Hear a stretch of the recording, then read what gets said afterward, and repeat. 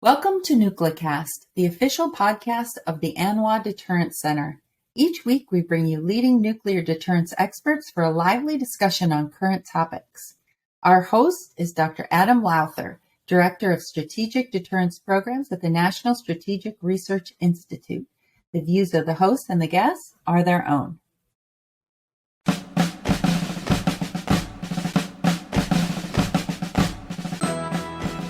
All right, and welcome back to NucleCast. I, of course, am your host, Adam Lowther.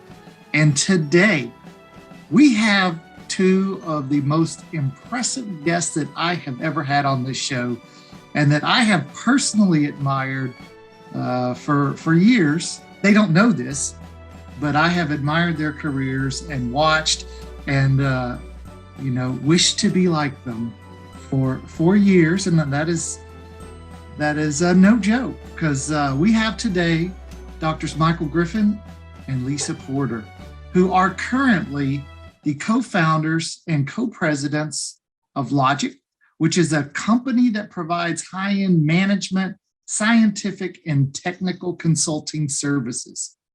Now, you may remember Dr. Griffin from his previous stints as he was the head of NASA, the administrator of NASA. He's been a senior leader in the Department of Defense. He was the King McDonald Professor at the University of Alabama at Huntsville, which is where all the rocket scientists go.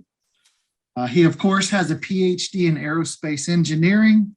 He's received many, many awards. And from my own limited time knowing him, he's an all-around good guy. Now, Lisa, of course, she is incredibly impressive herself. She has a PhD in applied physics from Stanford. I've heard that's a fairly decent school. She has been the executive vice president at NucleCast, which, if you know NucleCast, that's no slouch of an organization. She's been the president of Teledyne Scientific and Imaging. She was the first director of IARPA, which is DARPA, but for the Intel community. And she herself has had an impressive career. So we have two great guests today. And we're going to talk about that new system that there's a lot to discuss, and there's a lot of myths, a lot of misnomers, but we're going to clear it all up today. We're going to talk about hypersonics. And so with that, I want to welcome Mike and Lisa into the show. Thanks for coming on. You're welcome. Thanks for having us. Thanks for having us. So we're going to talk hypersonics today. And the first thing I'd like both of you to do is to just lay out for the audience, what are hypersonics? How do they work? What's the potential for them, and how are they likely to be used in war? Well, I guess to start, when we talk about hypersonic flying objects, it's anything flying faster than about 5 times the speed of sound.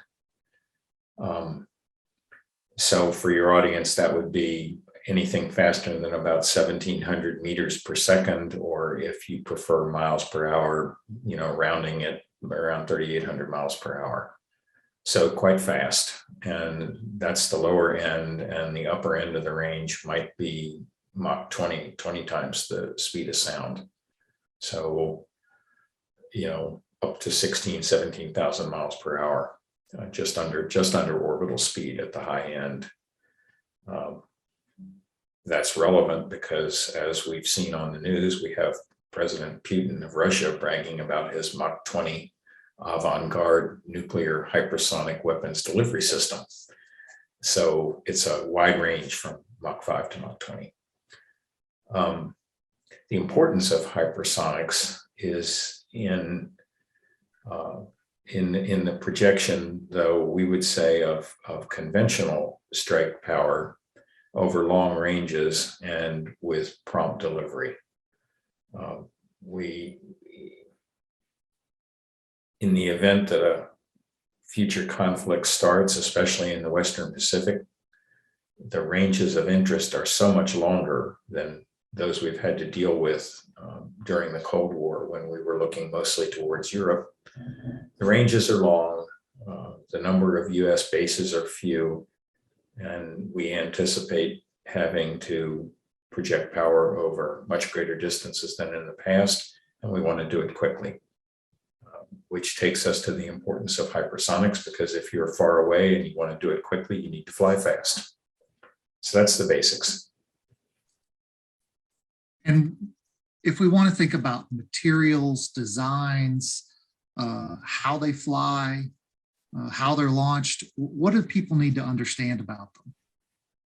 Well, the primary thing is that when you fly real fast and any portion of that flight is in the atmosphere, unlike the flight of intercontinental ballistic missiles, which is almost all of it in space, when you fly real fast within the atmosphere, you get atmospheric heating. The friction of the air against the vehicle moving through the atmosphere generates tremendous heat. Just as a point of reference for the geeks among us, the top speed ever set by an airplane with a person in it was an X-15 flight that went to Mach 6.7, so a little bit into the hypersonic range. I think they didn't use that particular airplane again. It survived, but it would have required quite a lot of refurbishment before it could have been used again, and they had sprayed extra insulation on it before they flew. So before and after pictures are intriguing. You asked earlier about, maybe not in so many words, but about the history of hypersonics. The actual first hypersonic missile was the German V-2 during World War II, which was right at Mach 5 at the upper end of its speed range. So these things have been around for a while. Now, for most of us, we have a sense of the fact that hypersonics are maneuverable and that they don't fly a ballistic trajectory is what makes them potentially so, distinct and so dangerous and so unpredictable. Can you speak about that a little? Well, we can. Lisa, do you want me to continue, or would you like to chime in? Oh, sure. Go ahead. Go ahead. I'll chime in if you forget to say something. Okay. Well, that happens a lot, so don't hesitate. I won't. So for any vehicle flying within the atmosphere, whether it's a hypersonic weapon or an airplane or anything else, the flight within the atmosphere allows you, with the use of control fins, to change your trajectory. And it's much easier to do that within the atmosphere than it is in space. You have just a much wider latitude to make those course adjustments. So part of the threat, and it's a very real part of a hypersonic weapon, is that even if you detect it on radar, which is more difficult because it flies lower, but even if you detect it on radar, your detection of it does not mean that you know where it's going to go. When we detect a ballistic missile in flight after burnout, and we have assets in space that can detect and track these things within moments after launch, after an ICBM burns out, you pretty much know where it is going within a very small uncertainty basket. With a hypersonic missile launched from, say, North Korea, just to pick one, you really won't know if the target is Alaska or Hawaii or Midway or whatever. It has a very wide range from the launch point of potential targets, which of course makes countering it quite difficult.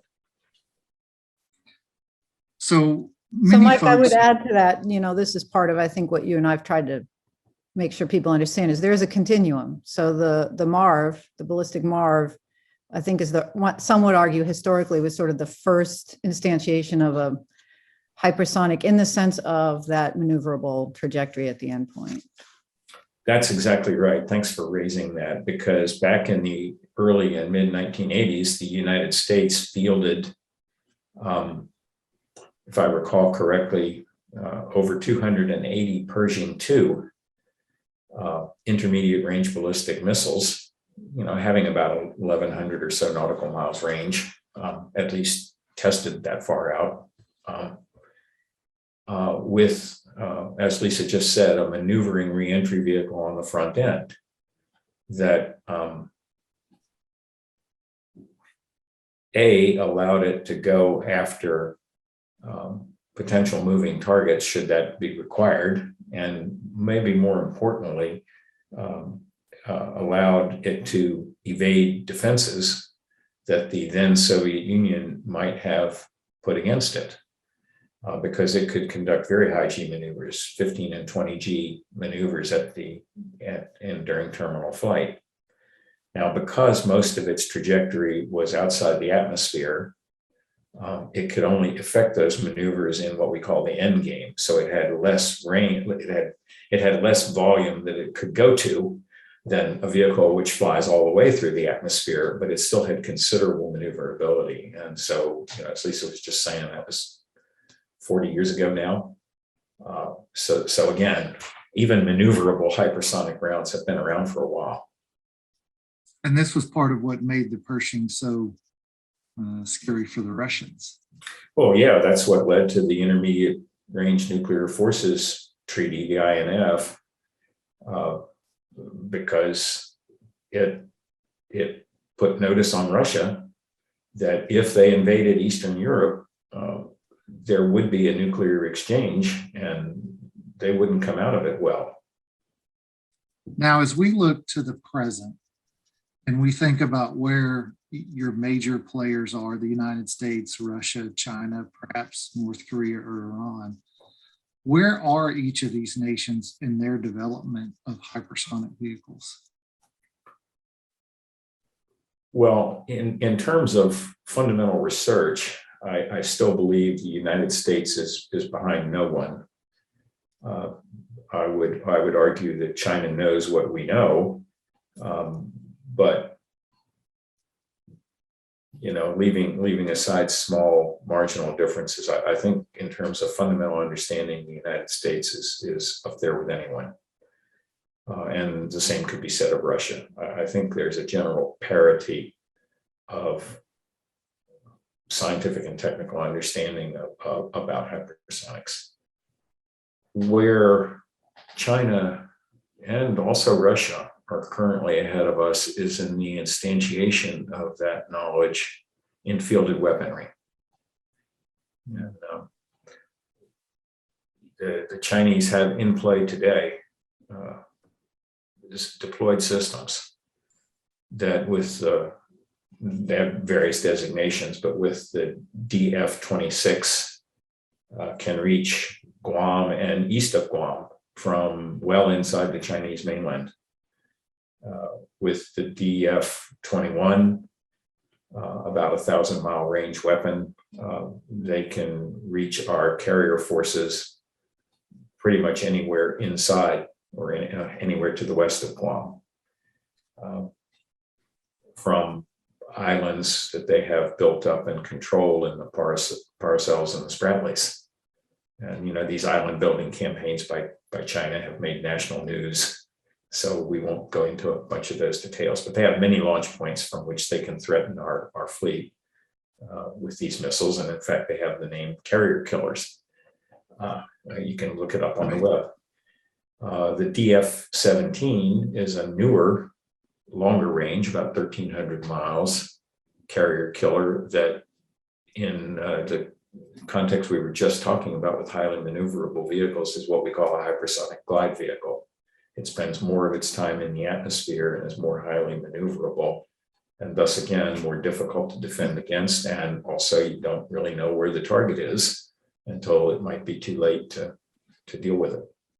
So the Chinese have an instantiated fleet, I'll say, of hypersonic weaponry, whose only point is to keep the United States out of the Western Pacific. Right. And for the Russians, who are, causing a lot of trouble now, the big issue is the concern of nuclear-armed hypersonic weapons. How do you see hypersonics playing into nuclear deterrence and potential nuclear weapons use? Lisa, do you want to take a try at this, or you want me to keep going? Well, yeah, I can take a try at it. So I think it's important to remember that the word hypersonic in this case is a little bit of a red herring, because ICBMs are also hypersonic. The Russians and the Americans have had ICBMs for a long time. When the Russians first started, thumping their chest several years ago now, right, about hypersonics and nuclear weapons, there were people who were correctly noting, well, we already have those things, right? So in part, it's you have to sort of deconflict what is the actual messaging versus what is the reality of have they got something new and different.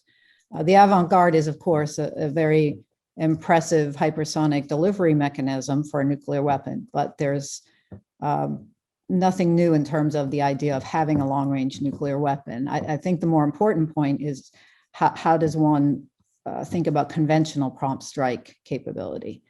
The avant-garde without a nuclear weapon becomes a very impressive conventional strike capability. And that's the thing that I think people are forgetting to think about. Forget about the nuke for a moment. How could the avant-garde be deployed in a conventional strike modality? And that's the question that I think needs to be asked. So is what makes it scary from, for the nuclear deterrence folks, and I sit in that world. Mm-hmm. And what it seems to, the big issue seems to be the challenge that maneuverability and the difficulty of tracking. And, if you spend any time in the Missile Warning Center at Cheyenne Mountain, you see these every time we see a launch, there's tracks that point where it's going, and it sort of updates tracks, and you can see that. Whereas with hypersonic vehicles, they could be launched from an ICBM, they can be launched from an aircraft. There's different ways. There's ways to obscure it, the difficulty in space-based tracking, and so it seems to sort of throw a wrench into the way we do things and the way we understand and dual phenomenology. Right? That's why. Yeah. Is that concern overwrought? Should we not be concerned? Or are we, sort of overestimating? We should be concerned. Absolutely. The points you're raising about the uncertainty that hypersonics provides, which if you're on the offense, it's great. And if you're on the defense, it's not good, right? And so when we talk about hypersonics, we should be thinking about employing them to our best advantage, but we also need to be thinking about the defense capabilities we need as a result of the fact that our peer adversaries also have those capabilities. So it's not just look at one side of the coin, right? But yes, that's the power of hypersonics, is it adds more confusion to the battle space, which is intentional. And to Mike's point, in the Western Pacific, it gives China an advantage because, in the absence of certainty, one is on one's back heels, or on one's heels, I guess is the expression. Right. And in terms of trying to understand intent and so forth. Yeah. And therefore protecting your assets. Yeah. But you think the bigger problem is the conventional challenge, and how might we have the conventional capability to address? Yeah, and I'll let Mike riff on this because he's very eloquent on it. I'll just say the conventional challenge is very important because in the absence of conventional capability, and Mike says this very nicely, you have a binary situation. You very quickly have to escalate to nuclear. Because you don't have options that are strong and powerful at the conventional level. So, and we're seeing that play out right in the Ukraine conflict right now, where Russia immediately started escalating to nuclear, pontification, at least to put it minimally. And that's not very effective, actually, in terms of if you're a decision maker, you don't want to just have two options in your toolbox. I have a stick of dynamite or a hammer. That's not really. I need some other tools here. So that's the point, is the convention. You want to strengthen your conventional capabilities so that you have far more flexibility in deterrence, which of course the US really doesn't ever want to go to war. The whole point is to deter war. You want your adversary to think, geez, I don't even want to start anything here because their conventional presence is so strong that they won't be able to overmatch me in the theater.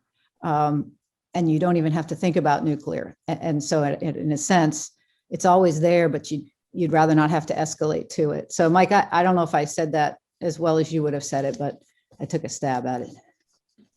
Well, I mean, I can say it different. I don't know that I can say it better. Let's look at it from China's point of view, and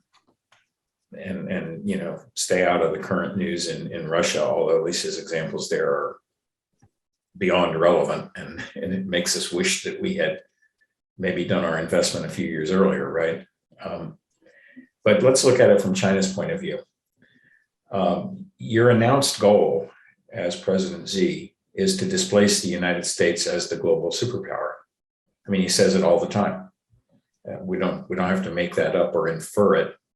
He may not mean what he says, but we'd probably be better advised to think that he does because he says it all the time. Okay, well, you're China, and in a phrase Lisa has used a number of times, you don't want to destroy the world, you want to control it. So he doesn't want to go nuclear. He's prepared to if we start it, but the United States is never going to initiate a nuclear conflict. So he's got his deterrence and we have ours. So how does he gain control? Well, Xi clearly seeks and states his goal to dominate Asia. He believes and says so that larger countries should control smaller countries, what they do. In order to effect that goal of controlling Asia, he has to keep the United States out of the Western Pacific, because we have sworn for decades to protect the right of passage in the high seas, to protect democracies, to maintain a rough balance of world order. We have said that and done that since 1945. So Xi and other prior Chinese leaders have sought, will seek, will continue to seek to prevent us from attaining that goal. So how can you do that? Well, the way that the United States projects power, since all the battleships got sunk at the start of World War II, the United States went to its fallback position, and it was a fallback position of carriers and submarines, which were a neglected part of the Navy until all the battleships were taken out of play. We liked what came out of that, although submarine losses in the Pacific were huge, but we liked how it came out. And so for the last 80 years almost, we have projected power by means of nuclear submarines, more lately armed with some conventional weapons, tomahawks and things like that, and critically aircraft carriers and airplanes. But aircraft carriers hosting airplanes have a certain range. Beyond that range, they're just not useful. So China has, over the last 20 years, crafted weapons which can keep those carriers, as I said earlier, east of Guam. Those are real numbers. They're not hypothetical, they're in play today. Right.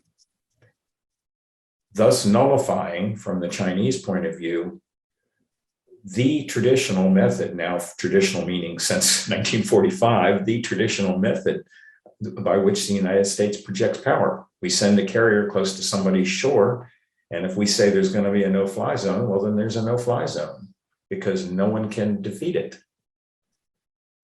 If you can't get the carriers close to the Chinese mainland or anywhere in the Western Pacific that they don't want us to go, and I would invite you to sketch out some 2,500-mile range rings from the Spratlys and the Paracels and many points on the Chinese mainland. The Western Pacific then becomes theirs, and the United States cannot keep its promises to defend besieged nations. We no longer can keep the peace. We can no longer guarantee the right of passage on the high seas. I would submit to you that from a policy perspective, No pun intended, that is a sea change in the world order. That is an automatic displacement of the United States from its role as the preeminent superpower following the Cold War. And it's not an accident that China has pursued exactly that strategy, because by that means, which is conventional, no nuclear strike is involved, they have upset the world order in their favor. That is not to the advantage of the United States nor to any Western democracy. And we should seek to counter it. Now, the thing we didn't mention earlier about hypersonics, which really needs to be brought forward, is the precision of the strike. This is unrelated to flying fast, but in collateral developments begun in the early 1980s by Bill Perry when he was Undersecretary of Defense for Research and Engineering and DDR&E. The United States developed a number of different means by which very high precision guidance can be attained. We saw this during the first Gulf War in the early 90s with camera shots of Tomahawk missiles flying down ventilation pipes and things like that, which previously never accomplished. So with conventional prompt hypersonic precision strike, we and our adversaries have the capability to put high explosives and high kinetic energy warheads within a few feet of where we want them to go. That's the complete opposite of the kinds of carpet bombing we're seeing in the Ukraine today, and which was a feature of World War II. And it's completely opposite to the indiscriminate destruction that a nuclear weapon creates. In a conflict where hypersonic weapons are in play, the leaders who are in charge of that effort can be targeted. That's a significant thing. I've talked too long, but I wanted to try to put the picture frame around what is different today, and to do so from the Chinese perspective, and in how one goes about becoming the world superpower by backing down the United States. And Mike, to offer then from the US perspective, again, people forget that the United States has a set of code and ethics that represents what it is as a country. And that extends even to how we engage in conflict and war. And people are commenting upon the current conflict, projecting their own perspectives onto that conflict. So claims that Russia is not winning, for example, don't take into account what Russia defines as winning. The fact that they're being indiscriminate in their use of ordnance is something we find appalling. It's not something they find appalling, right? And why do I raise this? Because the whole point of being able to be on par, or hopefully be it stronger against China in terms of long-range conventional strike, is to deter war. We want China to understand that they actually don't control the Western Pacific, right? And we're not there now, but we need to get to a point very quickly where we have that hypersonic long-range conventional prompt capability to Mike's point, with high precision.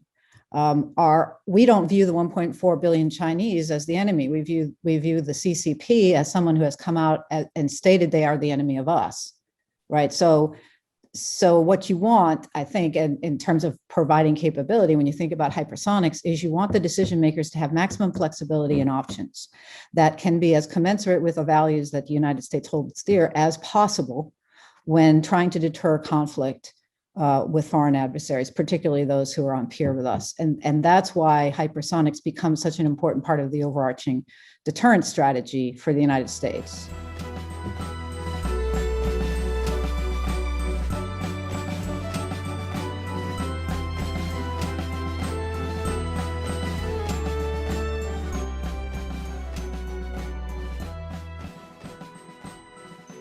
This episode of NucleCast is brought to you by the ANWA Deterrence Center, whose mission is to educate Americans about the nuclear enterprise and strategic deterrence.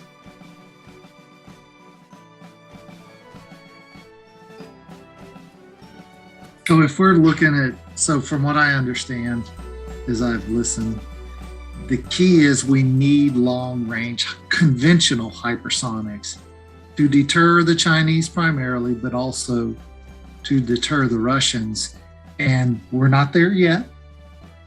And so if you were to advise President Biden or a future president in regards to what they should do about hypersonics, what would you tell them? So I would tell them, look, you've already got the tools that you need. Mike mentioned earlier that in terms of understanding how to make hypersonic work, we are probably even ahead, but certainly not behind our competitors. Where we're behind is actually our inventory and our deployment. And so we've got to ramp up production. This is completely doable. And in fact, this is what the United States does very well when it puts its mind to something. Just think about the COVID vaccine situation and how we crushed it once we had a vaccine. So we need to open up U.S. ability, frankly, to greatly increase production and have, instead of onesie twosie types of experiments to demonstrate we understand hypersonics and we could do it, we got to have it as part of our inventory so that our adversaries know that we're serious and we really have that capability deployed, and that's completely doable. So it's really about just the commitment, the will, and the sort of the permission, if you will, to just go do it. To have that leadership say that let's go build up that capability. That would be my advice to the current leadership. Mike, I don't know if you would agree, but I'll turn it over to you. Well, you do know that I agree. I don't want to speak for you, but no, you get to do that anytime. We're partners. But so everything you said is correct from my point of view, and I would add the thought that our national leadership needs to ask themselves the question, what actually does China regard as a threat to them? And so let me put it in numerical terms. Again, the traditional US method of projecting power is through aircraft carriers. So everybody's focused on how to protect aircraft carriers. I get that. But let's do some arithmetic. We have about a dozen aircraft carriers, and so one more doesn't fundamentally change what we do. But one more costs $15 billion. Round numbers, very close round numbers. Let's say that the cost of a long-range hypersonic weapon is at the upper end of what I think is reasonable before we start doing a GAO investigation. So let me peg that at $50 million for a new round produced in quantity. And bear in mind, before somebody says that Mike thinks that's acceptable, I don't think it's acceptable. I'm rounding up to make a point. So for $50 million, I can buy 300 hypersonic rounds for the cost of one aircraft carrier. So unless I dropped a decimal point in my head, but I think that's right. So I would ask anybody to consider what the Chinese feel, what the Chinese Communist Party feels, because as Lisa said, our enemy is not the 1.4 billion Chinese people. I like all the Chinese people that I know, but what is the Chinese Communist Party more afraid of? 300 long-range precision strike weapons that can blow, a 40-foot deep, 100-foot diameter hole in the ground, or one more aircraft carrier that they can blow up. That they can blow up. By the way, that they can blow up. Otherwise known as a target. Yeah. Yeah. Thank you for that. So if you're the Chinese Communist Party, which do you think is scarier? 300 precision strike weapons against which you have no defense, or one more aircraft carrier that you can blow up? Thanks, Lisa. I know which one I would pick. All right. So the United States has plenty of money. We're the world's richest country, certainly per capita. We have way more than $15 billion in our defense budget. We have way more than $15 billion just for constructing new stuff for the Navy. So if you're the nation's leadership, which choice are you going to make? Well, let me play devil's advocate. We're closing in on the end of the show, and I've heard, within the disarmament community, the argument that hypersonic weapons are destabilizing. They add a new element into to arms racing, and that rather than having to worry about preventing a new nuclear arms race, we're now going to kick off a hypersonics arms race that could be even more uncertain than the nuclear arms race we've had and that we're trying to prevent now. And so therefore, we should not be developing these hypersonics. They're unnecessary, even if the Russians or the Chinese have them. They're unnecessary for us to have them. And therefore, let's promote stability and stick with the systems we have. That's an argument that there are those out there making. How would you respond? You want to go first, Lisa? Yeah, go ahead, Mike. You go first. You really want me to do this? Well, I've been talking. You go ahead. You say something. I'll say something afterwards. All right. Your argument about the destabilizing effects of a new arms race are quite correct. And the Chinese and the Russians noticed that as well. And so they already started down that path. So if there was any destabilization to be done by introducing a new capability, okay, they already did it. And at best, we're responding. And if the United States is going to respond, now I'll speak for Lisa. I know that both of our view is the United States needs to see their hand and raise them one. We need to overmatch their capability, but they started it. The new capability is, again, long range, prompt, precision strike. Those different adjectives don't go in the same sentence for any other weapon we have. Long range, precision, prompt, strike. Conventional. Conventional, right. We're talking conventional. We've put nuclear off the table, but thanks for reminding me. So they went down that path, and our choice is, do we want to compete or do we want to cede that ground to them? And our answer would be, well, we should compete. And then to up level the point, you could make that argument about any technology, right? So do these same people think that cyber security, cyber attacks are something that are destabilizing? Well, hell yeah. What about machine learning applications and autonomy and UAVs? Yeah, all this stuff is, quote, destabilizing. In the tech world, we call that disruption. And there are winners and losers in disruption, and the losers are the ones who maintain the status quo. It's a very provable point with lots and lots of data. So in order to be, our goal is to ensure that our values and our way of life sustain, right? With less than 5% of the world's population, you have to think carefully about how do you should be pretty much in awe that we've been able to do that for decades. When you look at just in terms of a population perspective, our outsized impact on the globe is due largely to the way that we live our lives and the values that we hold. And that's fundamentally driven in part by our embracing of disruption across the board, whether we're talking about military technology or other types of capability. And that in itself, I would argue, is a stabilizing force when it comes to our way of life. So we have to always maintain our ability to be out in front. And that's the most stabilizing thing to our way of life that I can think of, is to continue to be out in front and be the one that others are looking at to say, oh, wait, we need some of that. And so the Chinese and the Russians, especially the Chinese, I would argue, who have been very good about studying us, really understand, I think, that. And that's why they took the lead when they could in hypersonics, and they started running fast with it. And we now find ourselves in a position where we have to, quote, catch up. But it's completely doable. It is absolutely doable for us to catch up. It is just simply a question of will. This is not new science or engineering we have to invent. And in fact, I would argue again that when it comes to the ability to industrialize and produce, this country reigns supreme, if it wants to. And with that, I will give you the last word.